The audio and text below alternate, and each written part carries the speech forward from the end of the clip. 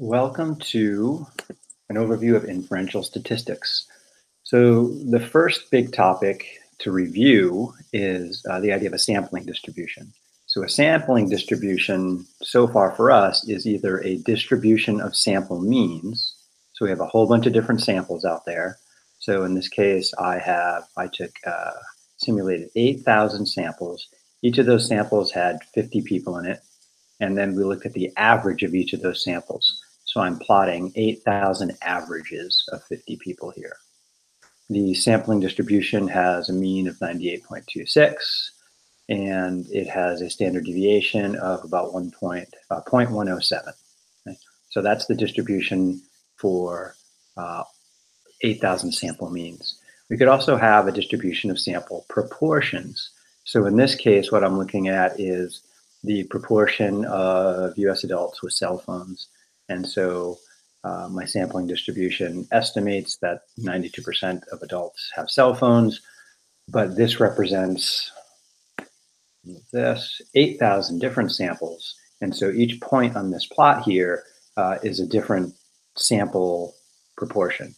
So over here, there were some samples that had about 93.5% of adults had cell phones. In some other samples and there were 2,000 people in each sample, by the way. It's a pretty big sample. Here, there were some samples that ended up with about 90% of adults had cell phones in these samples of 2,000 people. So a sampling distribution is a distribution either of means or distribution of proportions. There are other kinds of sampling distributions, but we're not going to get to them in this course. So sampling distribution in action in StatKey.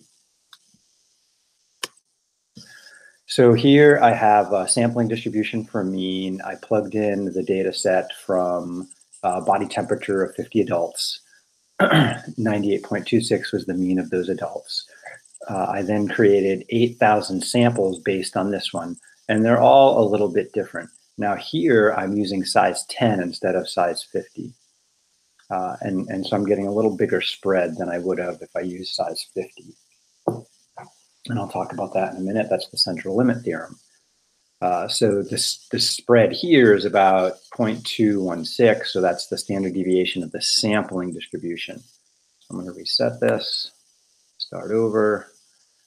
So let's generate one. And let's see, let's up the sample size from 10 to 30. We can't go any higher than 50 because there's 50 people in my original sample. And so if I generate one sample, the computer reshuffles these 50 people. Some people might get drawn more than once from the deck. And I have a slightly different distribution here. I only have 30 people instead of 50. Notice it doesn't look too much different from that one. And what's plotted over here is the average of these 30 people. And so I can generate another one. And there's going to be variation, right? Anytime we do a sample, it's going to be different than the last sample. And so that's what we mean about sampling variation way back from chapter 1. So if I check out this one over here, I can see it's a slightly different distribution of 30 people there, slightly different distribution of 30 people. So every one of these dots right here is the average of a different group of 30 people based on my original group of 50. We can just keep doing this over and over again. So let's do a few more, one at a time. That takes me up to 10 of them. And we've played with confidence intervals, so this is kind of cool. So assuming that the population has a standard deviation, a mean of 98.26 roughly, these are confidence intervals for each of those different samples I made here. So if I point to that one right there, you can see that green dot lights up. So here we have a little bit different mean and therefore a little bit different interval than before. And notice that all of these here actually touch this black line, which I believe is the mean of the population, but I don't really know because this is a simulation. So I could generate, say, 10 more. And every once in a while, one will be like really close or actually miss the edge. And I'm not getting any missing here because 30 is a pretty big sample size for the central limit theorem. So if I drop that down to 10, I'm more likely going to miss some. So let's try that just for fun. Generate 1, 2, 3. So see, with the smaller sample size, I'm more likely to miss the actual population mean. So usually we want a higher sample size, but the more people you sample, the more money it costs and the more time it takes.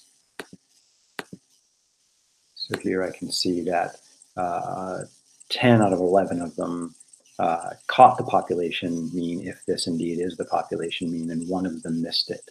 Okay, so that would be like a 90% confidence interval is what we'd be playing around with here. But we have no idea in reality which of our samples actually caught the population mean and which didn't. And that's that interpretation of what it means to be confident. All right, so sampling distribution. It's a distribution of means or proportions for us. Next idea is the central limit theorem. So we looked at the central limit theorem last week. It's related to a special distribution called the normal distribution, which is a crazy equation that we're really not too worried about because we can push buttons or type formulas into a spreadsheet to get it. But what it says is it tells us things about sampling distributions. That's important. So we have to have a sample, and then we're relating that to a population. And what it says is that the mean of the sampling distribution, so here I'm talking about a distribution of means, is going to be approximately the same as the mean of your sample if your sample size is big enough. So that's important too. We'll get to that in a minute. And that the standard deviation of the sampling distribution, because the central limit theorem only talks about sampling distributions, not regular histograms or distributions, is approximately the population standard deviation divided by the square root of n. Now, we don't usually know the population standard deviation, and so usually what we'll do here is we'll make a little substitution, and we'll say, let's just use the sample standard deviation and divide by the square root of n. Now, that's not technically what the central limit theorem says, but we kind of cheat with that. So if you look over here at the side, I have a sampling distribution for human body temperatures. So every point here is the average of one of 8,000 samples. Each sample had 50 people in it. The standard deviation of my first sample of 50 people was 0.765. And if you look up data about human body temperature, you'll find that in most populations, the standard deviation is about 0.7. So S is pretty close to sigma here. Sigma being the population standard deviation of all possible humans, and S being the standard deviation of the group of 50 I have. And if I take S and divide by the square root of n, that's going to give me 0.108. So this is what my sample says based on the central limit theorem for a group of 50 people. Now, after running 8,000 simulated samples, StatKey calculates that the spread, the average spread of this data here, so the standard deviation of this distribution is about 0.107. So notice how close the simulated standard deviation of the sampling distribution, it's often called the standard error of the mean in this case. That's standard, you'll see that in the book. Error of the means. That's this idea right here. And that's easy for a computer to calculate, but it matches the theory that the central limit theorem tells us, which is kind of neat. So here's more of the central limit theorem in action. So the central limit theorem says that the spread of your sampling distribution is going to depend on how big your samples are. So here I have a whole bunch, 6,000 samples of size 10. And the spread on this graph is only going to be about 0.242. So that standard deviation, the average spread. Here I have a sample size of 30, and notice that this one is much narrower and taller, and it's still 6,000 samples. So I have to divide by the square root of 30 there, so the spread is about 0.140. So the bigger your sample, the narrower your sampling distribution is going to be. And we do usually want as big a sample as we can afford to get. And the central limit theorem, again, is our guide for that. So the theory of my calculation matches the simulated sampling distribution from StatKey. Now this week, we're moving from using StatKey to using the formulas based on the central limit theorem. So let's look at some examples of that for confidence intervals and for hypothesis tests. So here I have a problem we did early a few weeks ago, where I have the mean body temperature of 50 people. And according to that sample of 50, their average temperature was 98.26. They had a standard deviation of about 0.77. And here I have a 95% confidence interval from StatKey. And here's my confidence level. So this is some work from a spreadsheet, and I'll explain. Here's what we used to do in StatKey. So in StatKey, I would just plug in the data or use the data that existed. I would keep hitting the button to generate more samples. And then I would say I want a two-tailed test, 95% confidence level. And then StatKey would say, oh, okay, with a 95% confidence, StatKey thinks that human body temperature is between 98.053 and 98.474. And notice 98.6 is outside of that. That's the idea of a hypothesis test we'll get to in a minute. Confidence intervals center on the sample. So notice it's the sample mean in the middle here. To do this with the central limit theorem, then I have to apply some formulas. So I have to use what's called a z-score. And so I had to calculate a z-score. So a quick snapshot of what that looks like is the idea of a standard normal distribution, which you looked at with the central limit theorem. It's got this bell-shaped curve. If it's what's called, again, a standard normal distribution, standard means that the mean, the center of the distribution, is 0, and that the standard deviation is 1. Okay. So what I want to do is I want to find what, that'd be 1, 2, 3 standard deviations from the center, and -1, -2, -3 standard deviations, so off to the left. If I pick a confidence level of 95%, what that's going to do for me is it's going to put marks somewhere on the x-axis. And what I want to have is in the middle here, I want 95% of the data to be in the middle, 95% of the area. That leaves 5% for the tails to split. So 2.5% goes over there, and that tail and 2.5% goes over here.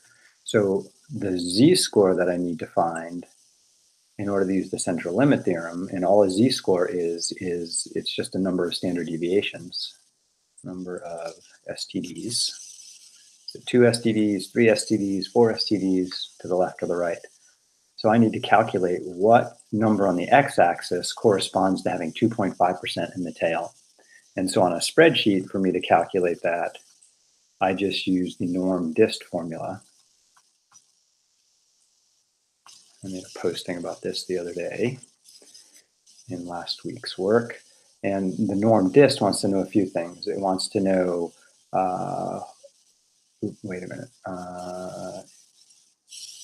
I'm doing the wrong one. I want the inverse normal, sorry, because I know the probability. Norm dist gives a probability. So let's undo that.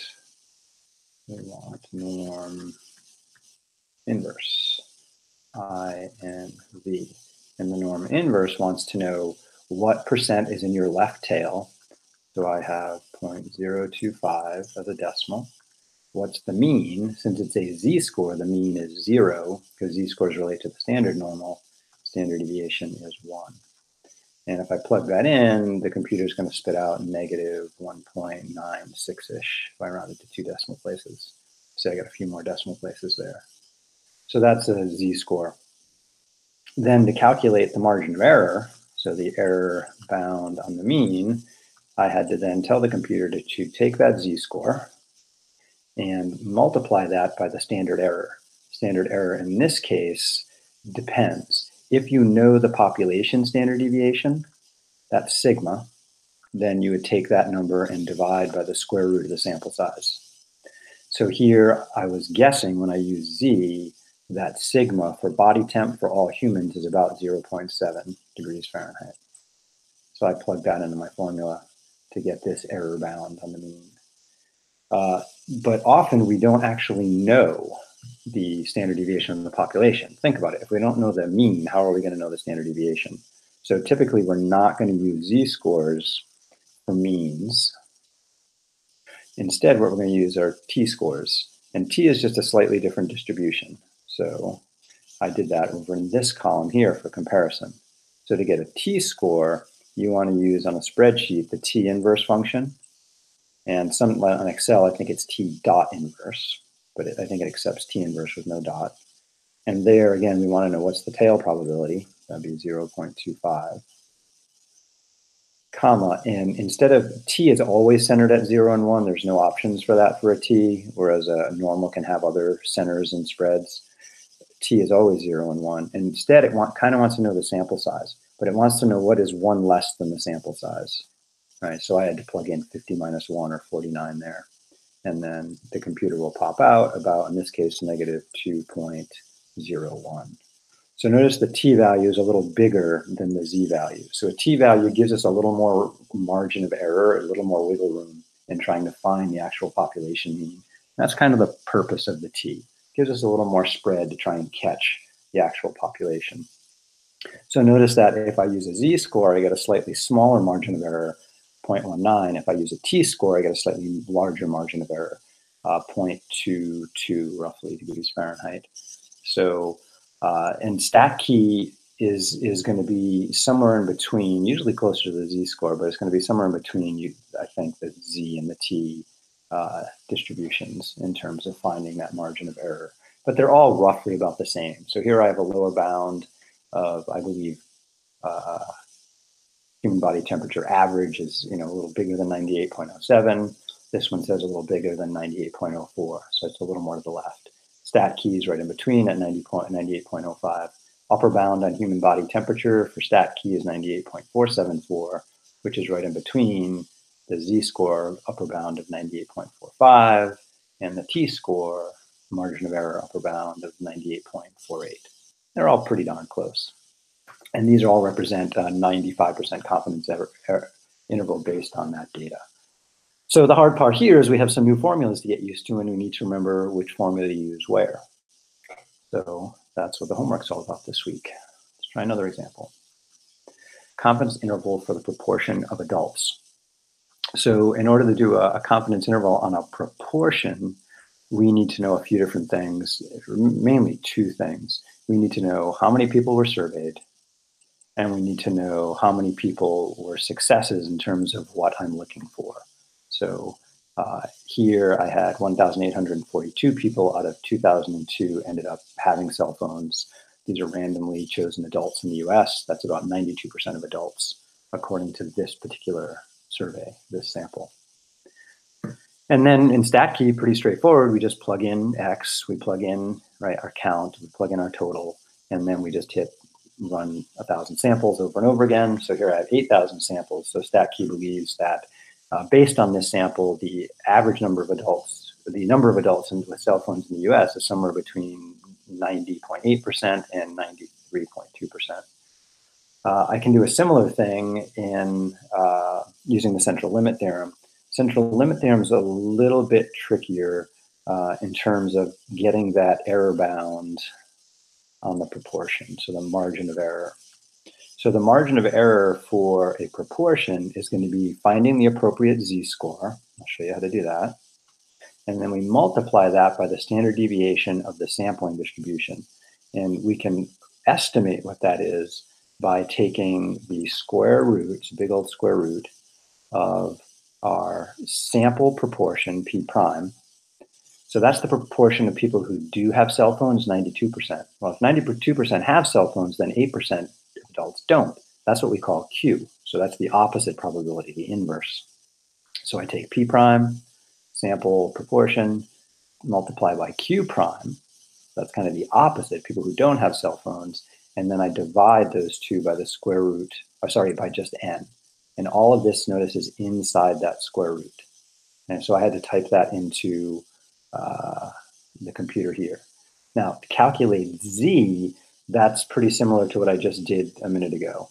So to do that, I need to know the confidence level. And I highly recommend this week you draw pictures. So in order to find a Z-score based on a confidence level, first thing you do is draw a normal distribution. So just your best bell-shaped curve. So that's my best bell-shaped curve today.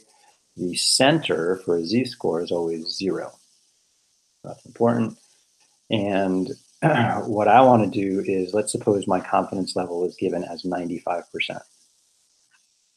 Okay? So that's the confidence level.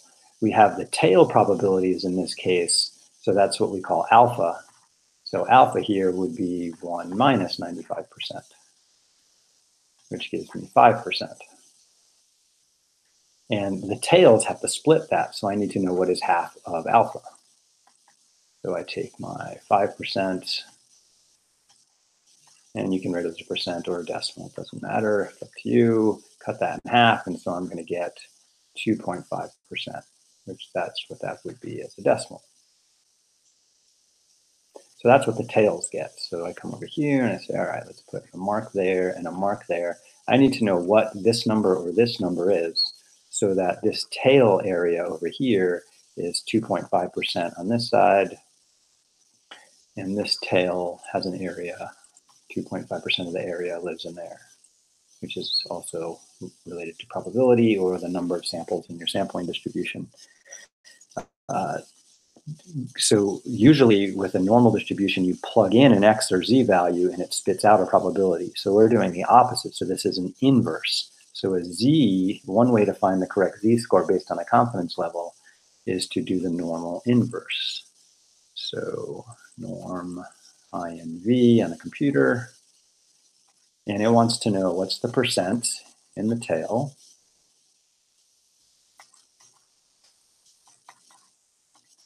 And it wants to know what is the mean and what is the standard deviation. And since this is a z-score, that means the mean is always 0 and the standard deviation is always 1. And then my tail probability here is going to be, as a decimal, is important, 0.025. So you got to get that right as a decimal. The norm inverse INV. And that will give me the z-score. Now these guys are symmetric here. So if I wanted to calculate if this one ends up being, I think, let's see, did I already calculate this one? Yeah, I think this one was about negative 1.96-ish. To get this one over here, if norm inverse only calculates left tails, so to get the other z-score, I need to know the probability of going from, let's use green, from here all the way back there, that way. So that would be 95% plus 2.5%, or 97.5% would be the left tail if 2.5% is the right. So to get this other one over there, that would be norm inverse of 97.5%, because norm inverse only handles left tails, 0, 1. And what that'll tell me is it'll give me positive 1.96. So in my opinion, it's easier to do this arithmetic right here and use the norm inverse to get the left tail value. Now it gives you a negative number. So when you calculate the margin of error, the error bound on the mean, what I usually do in my spreadsheet is take the opposite of whatever my z-score was to turn it into a positive.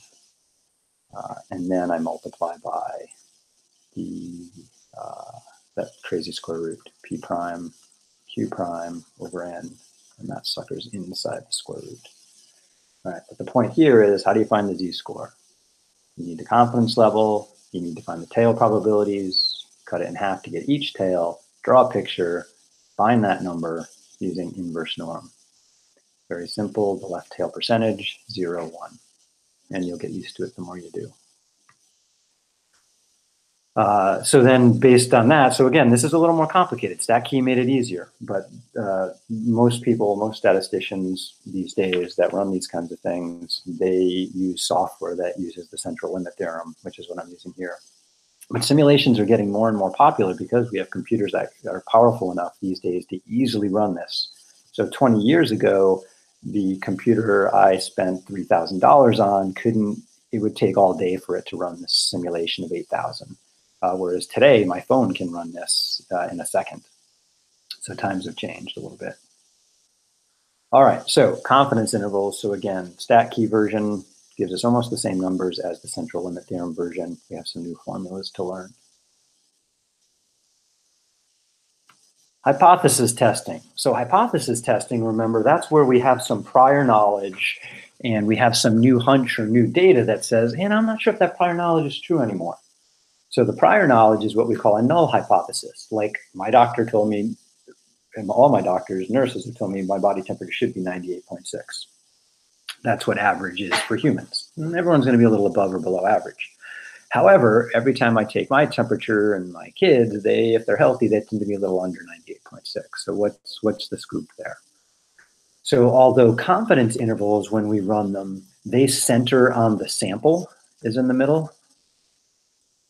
When we run a hypothesis test, it is the null hypothesis that goes in the middle. And then we see where does our sample fall on either side. And it's going to go on one side or the other. We have formulas based on the central limit theorem. So the test statistic for a mean is usually going to be a t-score. And it's going to be a t-score because we're using the sample standard deviation. We don't know the population standard deviation. So the population standard deviation, pop STD, that's the Greek letter sigma. We usually don't know that. So that's why we have to use a t-distribution instead of a normal distribution. And there's a bunch of theory behind that. If you go into statistics, you'll take many more courses and you'll learn that theory sometime in your future. But most of us don't need to know it. We just need to know to plug this formula in and use it. So in StatKey, it's pretty straightforward. We plug in our data, we plug in the null hypothesis, we run a bunch of samples, and then we say whether we're running a left tail, two tail, or right tail, and we plug in the number for our data. So in this case, I ran 8,000 samples based on the original sample of 50 people, centered on my null hypothesis, 98.6. So then over here, I'm trying to calculate my p-value. And the p-value,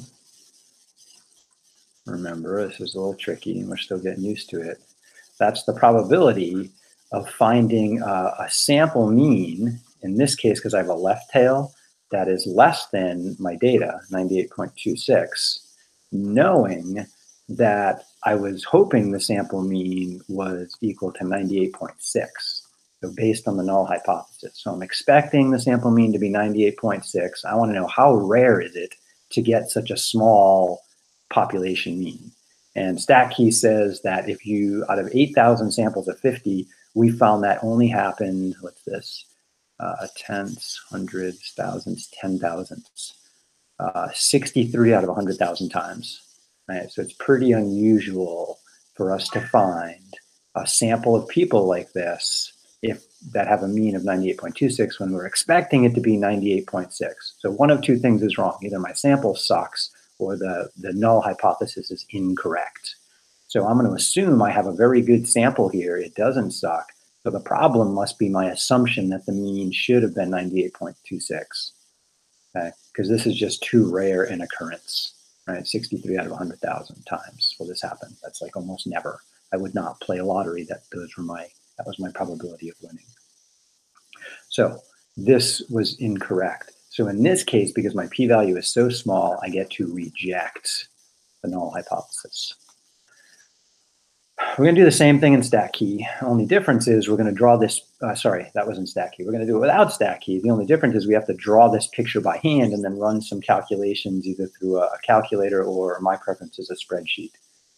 So in this case, I have some given information.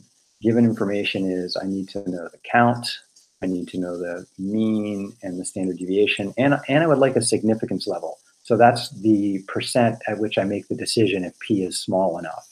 Right? Because what does it mean to be small? It's all relative. A significance level says, hey, if it's smaller than 5%, whatever probability you calculate, that's too small. Something's wrong with the null hypothesis. So other given information has to be the null hypothesis.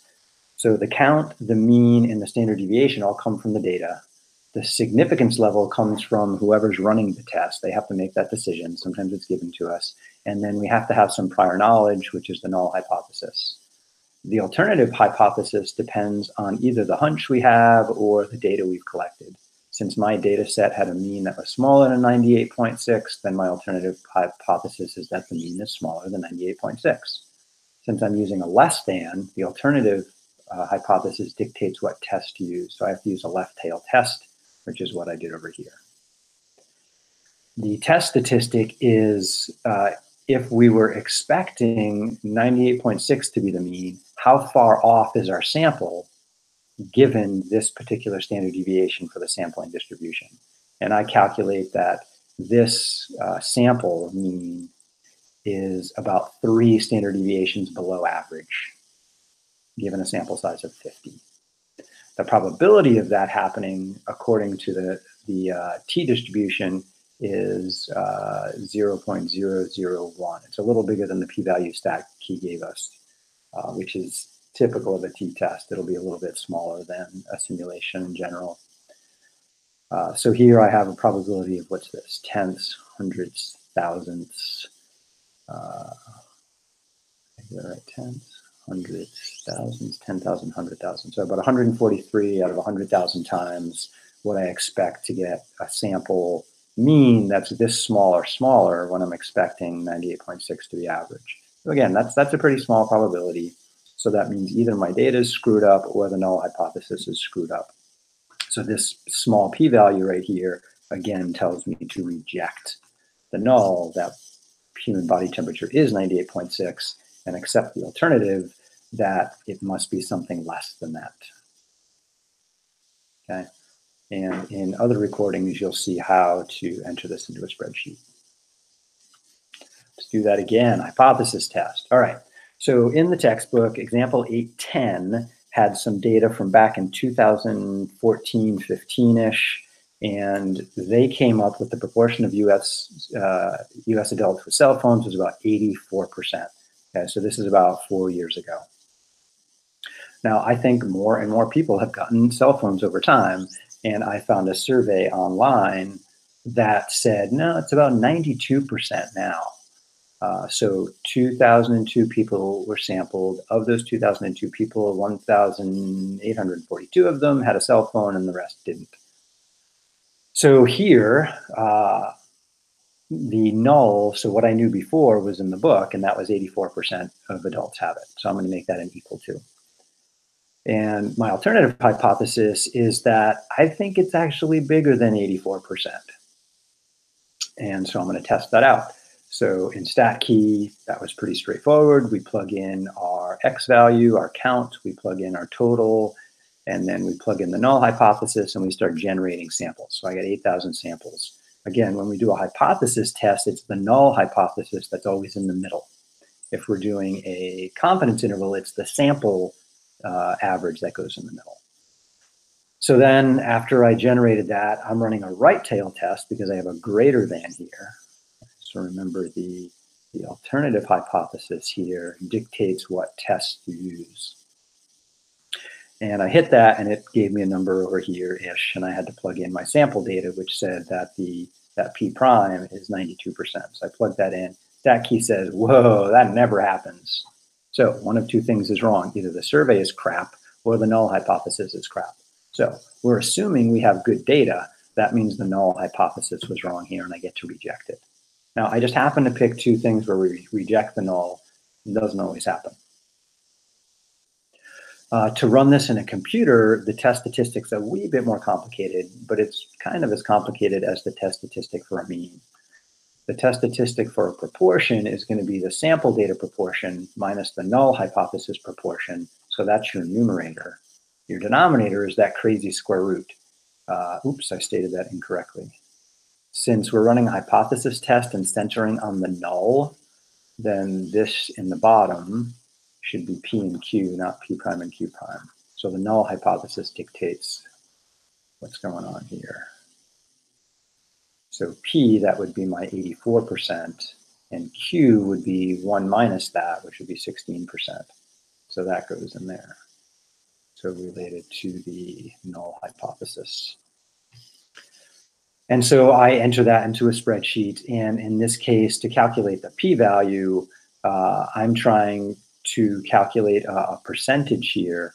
So the p-value is just a normal calculation. So the p-value here is going to be the norm dist. And there's two ways to do it. One way is you could plug in your z-score, your test statistic, and then 0 is the mean for a z-score, 1 is the standard deviation, and then either true or 1 next to say, find the tail probability. If you put false here, the number you get is totally useless. I don't even know why we do it. Now, the problem here, this is going to get, the normal distribution always gives me a left tail. So what I have to do is then do 1 minus that to give me the right probability, to switch it to a right tail. So if the left tail is a norm dist, 1 minus the norm dist is always the right tail. We just flip it over to the other side. And I get pretty much what Stacky said. This is improbable, 0, it never happens.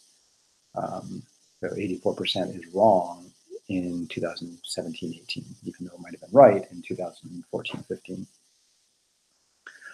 So again, the new thing we have to look at is we're using normal distribution formulas based on the central limit theorem.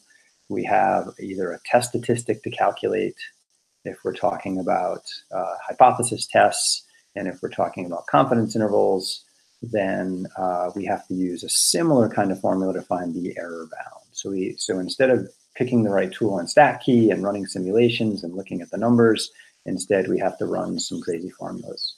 So that's this week's challenge. But if you got the StatKey stuff down, you can always use that as a check. So that's it for today. Take care, do good math. I'll see you soon in the future.